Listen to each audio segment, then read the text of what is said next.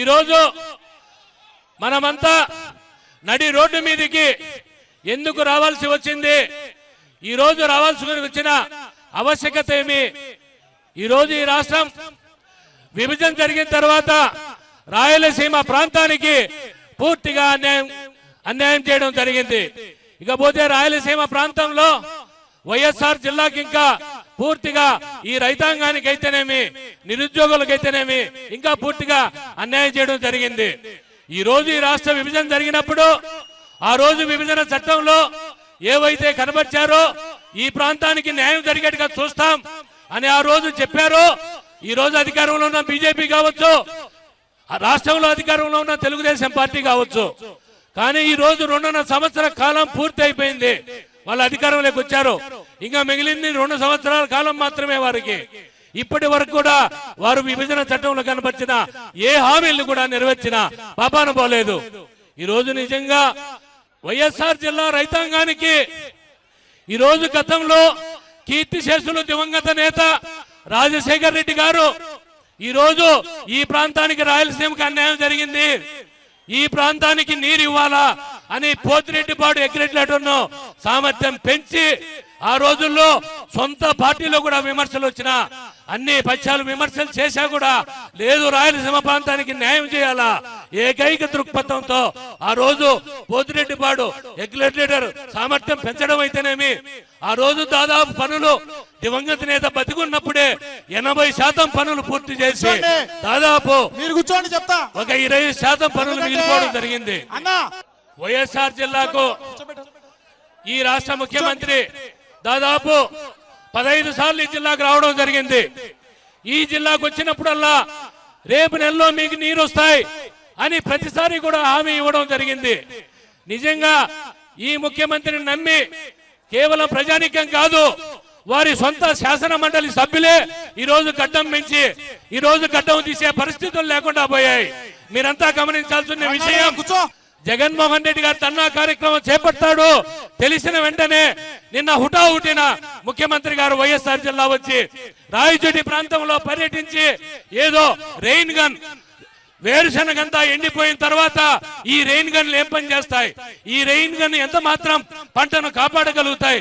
ఈ కేవలం జగన్మోహన్ రెడ్డి గారు ఈ రోజు వైఎస్ఆర్ జిల్లాలో వస్తున్నారు, ధర్నా చేస్తున్నారనే కేవలం ఒక ఆ రోజు ఆలోచనతో నిన్న ముఖ్యమంత్రి గారు రావడం జరిగింది. ఈ రోజు నిజంగా ఈ ప్రాంతానికి ఇకపోతే నిరుద్యోగ యువత, ఉక్కు పరిశ్రమ ఈ ప్రాంతం అంతా ఎదురు చూస్తా ఉంది. ఈ ప్రాంత నిరుద్యోగ యువతంతా కూడా ఈ జిల్లాకు వైఎస్ఆర్ జిల్లాకు ఉక్కు పరిశ్రమ ఎప్పుడు వస్తుంది అని ఎదురు చూస్తా ఉన్నారు. ఇలాంటి ఎన్నో విభజన చట్టంలో ఉన్న సమస్యలన్నీ కూడా తీర్చకుండా ఈ రోజు ఈ ప్రాంతం కేవలం వైఎస్ఆర్ జిల్లా వైఎస్ఆర్ కాంగ్రెస్ పార్టీకి ఈ ప్రజలంతా ఆదరించారు, ఈ వైఎస్ఆర్ కాంగ్రెస్ పార్టీకి ఓటేశారని కేవలం ఒకే ఒక లక్ష్యంతో ఈ రోజు ఈ ముఖ్యమంత్రి చంద్రబాబు నాయుడు గారికి ఈ జిల్లాకు పూర్తిగా న్యాయం చేస్తున్నారు.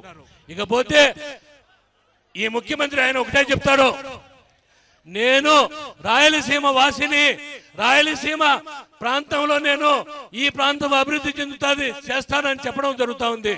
నిజంగా నువ్వు రాయలసీమ వాసివైనా కూడా మీ అత్తగారి ఆ ప్రాంతాన్ని మీరు ఎంతసేపు అభివృద్ధి చేయడానికే చూస్తున్నారు కానీ రాయలసీమ ప్రాంతంపై ఏ మాత్రం కూడా మీరు కనికరించడం లేదు. ఇకపోతే చంద్రబాబు నాయుడు గారు ప్రతిసారి ఇంతమంది ప్రజానికి ఉండారు. మీకు ఇంకొక విషయం కూడా చెప్పాలా, చంద్రబాబు నాయుడు గారు ఎప్పుడో నేను నిప్పు నేను నిప్పు నేను నిప్పు అని చెప్తాడు. నిజంగా ఆయనకు ఎలా నీకు ఆ మాట నాదానికి నోరు ఎలా వస్తారో తెలియదు కానీ నీవు పబ్లిక్ గా దొంగ మాదిరి ఓటుకు నోటు కేసులో దొరికిపోయి ఈ రోజు ఏసీబీ కోర్టు చెప్తే నీవు పోయి స్టే తెచ్చుకున్న ఘనత చంద్రబాబు నాయుడు గారిది.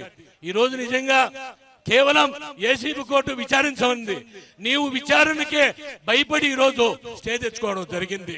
మరలా నువ్వు నిప్పంటున్నావు, ఆ నిప్పులోనే మాడి బూడిదైపోతావు. ఈ రాష్ట్ర ప్రజానికి ఆగ్రహానికి నీవు బూడిదైపోతావు అని కూడా నేను సభాముఖంగా ఈరోజు తెలియజేస్తున్నాను. ఈరోజు నిజంగా ఇంకా పెద్దలు వక్తలు చాలా మంది మాట్లాడాలా, ఈరోజు జగన్ మనమంతా వైఎస్ఆర్ కాంగ్రెస్ పార్టీ క్రమశిక్షణ గల కార్యకర్తలం. మనమంతా ఈ సభను జయప్రదం చేయాల. పెద్దలంతా దయించి అందరికి కూడా ఒక మనవి, ప్రతి వక్త కూడా 2 నిమిషాలు టైం తీసుకొని అందరికి కూడా మన రాష్ట్ర అధ్యక్షులు జగన్మోహన్ రెడ్డి గారికి ఎక్కువ సమయాన్ని కేటాయించాలని కూడా మిమ్మల్ని అందరినీ కూడా మనస్ఫూర్తిగా కోరుకుంటూ నాకు ఈ అవకాశం కల్పించిన మీ అందరికి కూడా పేరు పేరున నా హృదయపూర్వక నమస్కారాలు తెలియజేస్తూ జోహార్ వైఎస్ఆర్, జోహార్ వైఎస్ఆర్, జై జగన్, జై జగన్.